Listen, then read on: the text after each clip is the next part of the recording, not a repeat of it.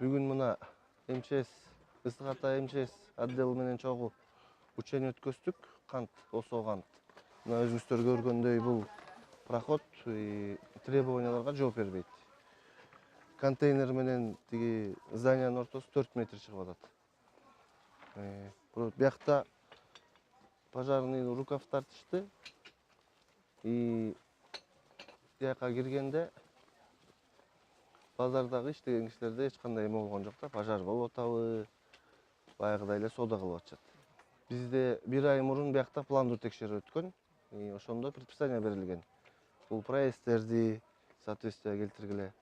Бул огни түшүлдөр менен обеспечение кылгыла. Азыр контрольный проверканын суроого келди, ошонун негизинде бүгүн келдик. Бүгүн контрольный проверка кылып, проверкадан негизинде акт түзөбүз.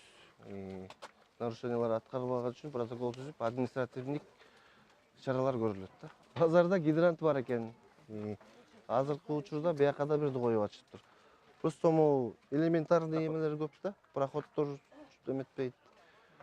Руководстволор жакшы көңүл бурушпайт да эмеге. Элементарный, инструктаж элдерге мындай